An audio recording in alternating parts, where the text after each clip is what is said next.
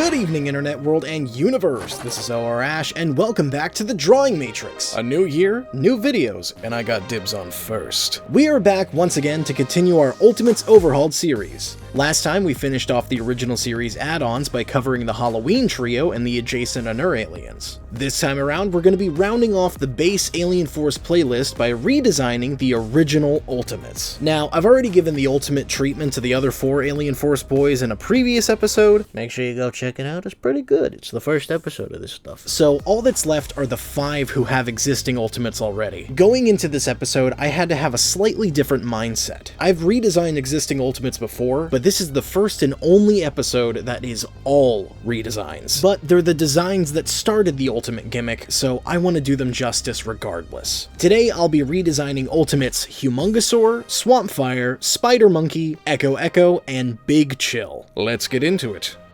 Guess what time it is? It's hero time!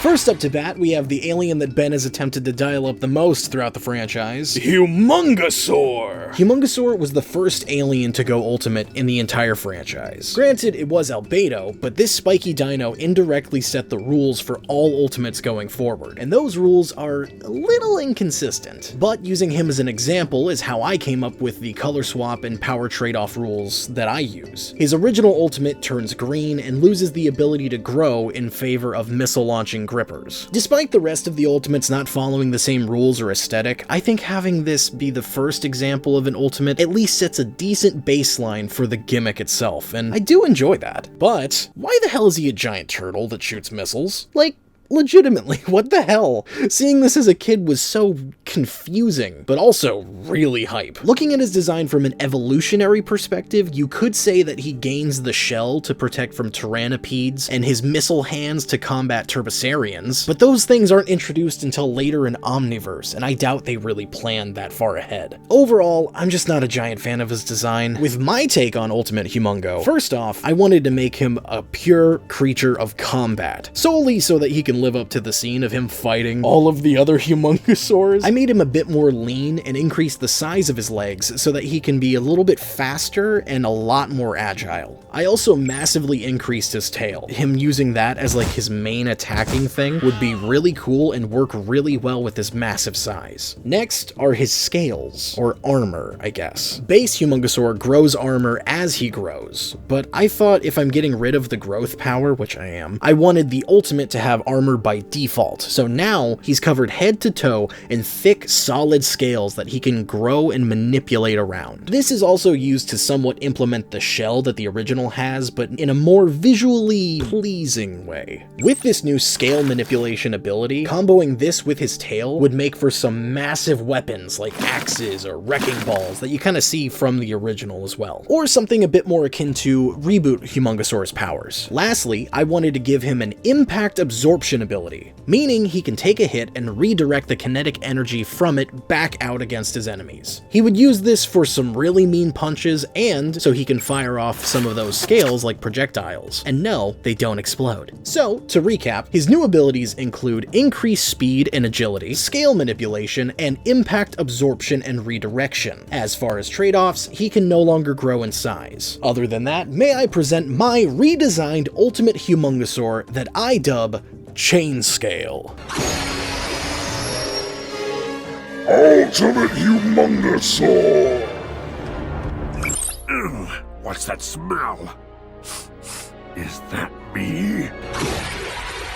Next up, we have the quite literal late bloomer, Swampfire. Swampfire himself is a fan favorite to many, but his ultimate, on the other hand, well, let's just say people were more excited to see his new bloomed version in Omniverse. Personally, Ultimate Swamps is my favorite of the ultimates, like the official ones. Trading out the green, growing, viney body for a hardened wood one seemed like a decent evolutionary progression for a plant. Yeah, he can't regenerate anymore, but with his increased durability, that doesn't really matter. Also, giving him those weird methane-infused, like, chlorophyll or sap fruit things, whatever they are. I thought it was really cool. It indirectly shows what could have been a concentrated source of his firepower. Not to mention his encapsulated head is supposed to be kind of like a little design nod to his fellow fire flinger Heat Blast. Anyway, with my redesign, I wanted to keep the overall aesthetic of the original, but just like, you know, zhuzh it up a little bit. As much as I enjoy the blue bulbs on him, a lot of people are confused as to what exactly they're supposed to be. So, the first thing I wanted to do was change how this material looks. I thought would be interesting to take inspiration from the real-life Spanish moss that grows on trees in swamps. That stuff seems like it would be very flammable, plus, when stylizing it, I imagine I could make it look more like a plume of smoke rising up off of his head, and that would go along with the whole fire aspect to his design. His body, I am keeping made of wood though. I just think it works well. But I did definitely want to change his proportions. I wanted to make him a lot more tanky. It seems like they were headed that direction with his original design, but just didn't take it far enough. So, similar to the original, I gave him increased chest and head size, but to add on to the tankiness,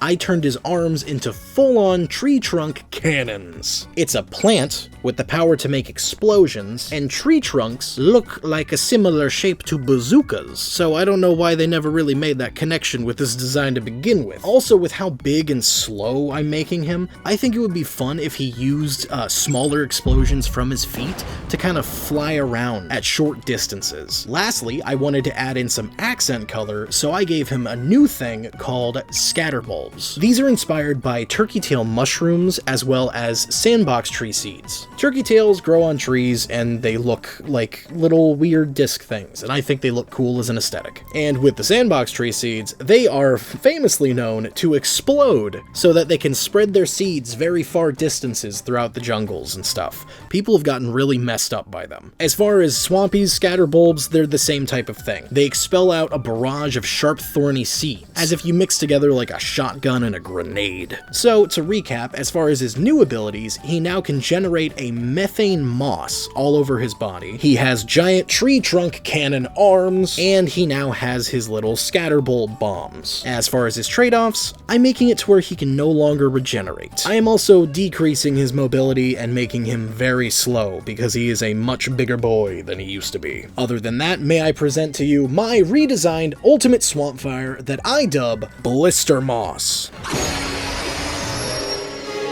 Ultimate Swampfire! Check it out! Hands free!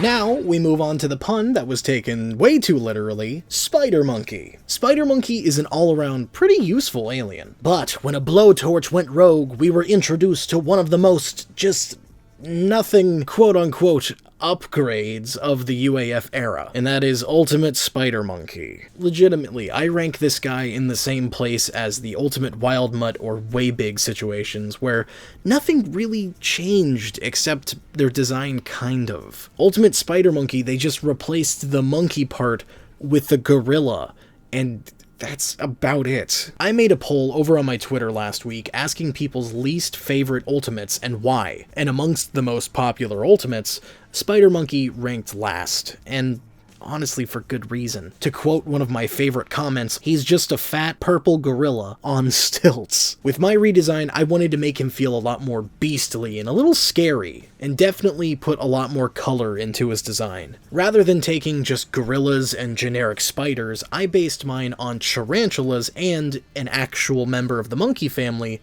mandrills. Tarantulas are hairy, which fits with the whole, like, monkey-looking aesthetic, and they come in a variety of really cool colors and patterns. And as far as the mandrills, well, the same reasoning. I imagined that the colorful patches that they have on their faces could look really alien for an ultimate alien if done correctly, and I thought it just paired really well with the tarantula theming. I gave him a very top-heavy body with long, segmented tarantula arms to make him feel like he's constantly lurching over his enemies. Like the original Ultimate, he does use his arms to walk, but I gave him a full 8 arms, ditched the legs, and made him omni-jointed, meaning that his arms can bend in any direction. making traversing super easy for it. Each of these arms will also feature colored patches of hair that, when touched, can cause paralysis and hysteria. He can also shed or rub these hairs off and hurl them at enemies, so that he has kind of a more projectile attack other than just his webbing. Lastly, I gave him 360 vision by splitting up his eye placement between his face and the bottom of his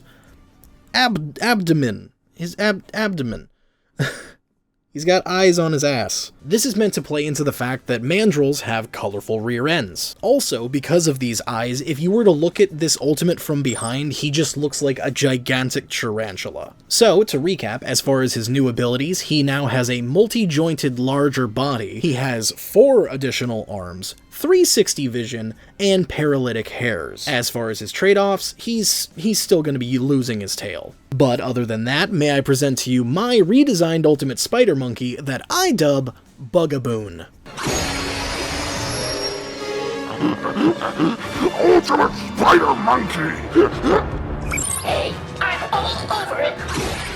Next up, we have the one-man screamo band, Echo Echo. I remember the original promos hyping up to Alien Force, and this transformation was one that I could not wait to see. Featuring both seemingly endless duplication and sonic screaming powers, he baseline made Ditto and Benwolf seem obsolete. And when they made Ultimate Echo Echo, I feel like they understood that they had to make him equally as cool.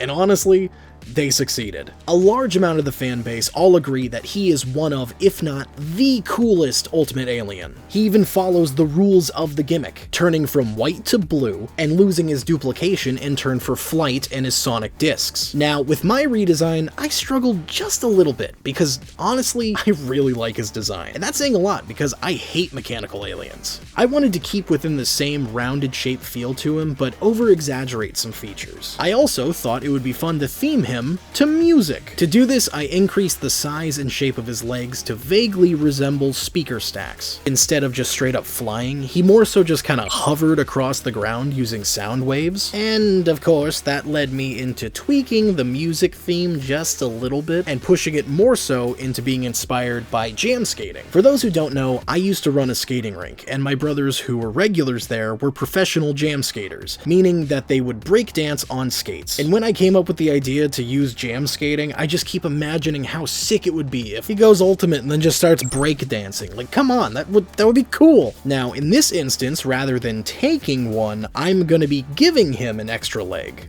Powers-wise, I'm actually going to be ditching the sound discs in turn for sonic paddles that are on his legs and his hands. These are meant to channel sound more accurately into focused attacks rather than just large bursts. He can use this to send sound waves through objects without damaging them and damaging something else on the other side of them, or for trying to pick up sound waves more accurately from further away, like trying to listen through a wall. And to add on another new power, I'm going to give him a thing that I call echo stitching, which gives him the ability to mimic and remix anything he hears.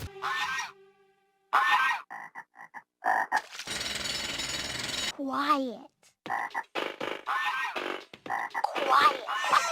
And just for the hell of it, I'm going to be tacking on super speed, because I imagine with the sound wave hovering that he does, the louder he gets, the faster he goes. He can even lift his back leg up and use it like a jetpack. Look, it may seem like I'm making him OP, which honestly, I hate doing that with characters, but man, this dude deserves it. He's so damn cool. So, to recap, he now has super speed sonar skating, sound paddles, and echo stitching. As far as trade-offs, he is now blind and strictly uses echolocation. I am actually going to be keeping his duplication power, but limiting it to only like maybe 2 or 3 clones, and that's mainly because I want to see a group of these guys jam skating and doing a routine together. But other than that, may I present to you my redesigned Ultimate Echo Echo that I call Bass Kick. Ultimate Echo Echo. Chill, dude. Ha, see what I did there?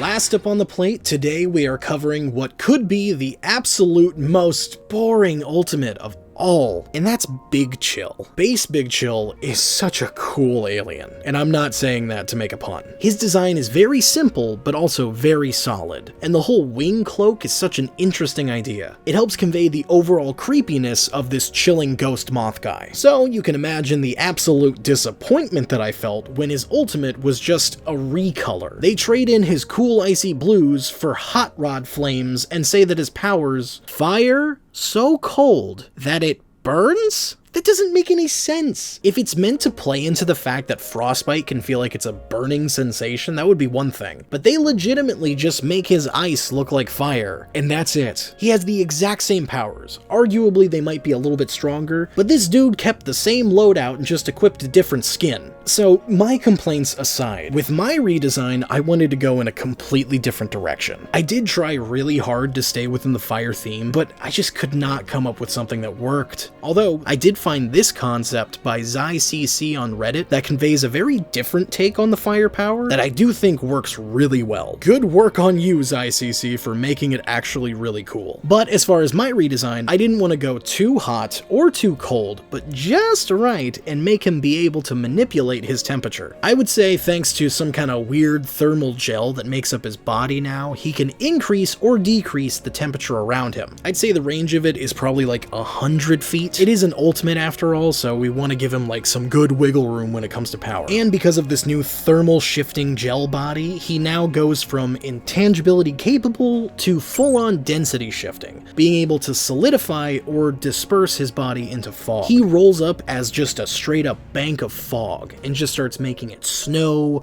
or rain or even become like overly humid and gross. With this in mind, I would say his temperature control does act a little bit like a weather manipulation ability, just on a much smaller scale. To go along with the temperature theme, I am also just gonna straight up give him thermal vision. Big Chill would intentionally try to make an area colder so that he can seek out and look for warm signals to try to find enemies much easier. Now, he does still have his regular vision too, but he can like switch it on and off. Another thing I wanted to do with this design was play up the creepiness factor that regular Big Chill has normally. I leaned a lot more into the like moth elements of his design until I accidentally went straight into Mothman territory. Most of his face and wings are now covered in this thick fur that can change color based on the temperature around him. Like the fog starts rolling in and you just see this giant vague shape of a big creature and eyes just piercing through the fog. By default, I imagine that this fur would be white with gray and black bits, and this is meant to be more so inspired by real-life peppered moths, because they too use the coloration of their wings to camouflage. As far as additional powers, he can now manipulate the mist and fog that he creates by freezing precise bits of them into reflective ice vapors and create mist illusions. He can also now perform mass mitosis and spawn small swarms of his children from his underwings. This is meant to mimic the whole gimmick of like Dracula and vampires, how they can burst into like a swarm of bats, or summon a swarm of bats from under their cape. I will say that these spawn are not sapiens. If anything, they act more like trained animals and will listen to commands from the ultimate Big Chill. His mouth is covered by fur normally, but whenever he does go to open it up, the fur kind of splits open like a seam and opens up this gigantic maw, similar to something you would see with like No Face from Spirited Away. So, to recap, he now has a temperature manipulation ability. He can also do small-scale weather manipulation and create mist illusions. He also has thermal vision and mass mitosis. As far as his trade-offs, I am going classic Ash and taking away his legs. May I present to you my redesigned Ultimate Big Chill that I dub Shutter Swarm. Ultimate Big Chill. And with that, Alien Force Playlist 1 is finito! Definitely did not forget any. I would never forget an alien on a playlist, definitely not avoiding any in particular. Did you like my redesigns, or do you still prefer the originals? Let me know in the comments down below. Next episode, we're going to be doing something a little bit different, and if you want to know what it is early, consider joining our Patreon. Also, make sure to check out the other links that we have in the description, such as our Twitch channel, where you can hang with us while we work, and the links to my socials, where I'll be posting the albedo edits of these boys sometime later today. Other than that, thank you guys so much for watching, and as always, I am O.R.Ash, and I'm surviving. Are you? Peace. Maybe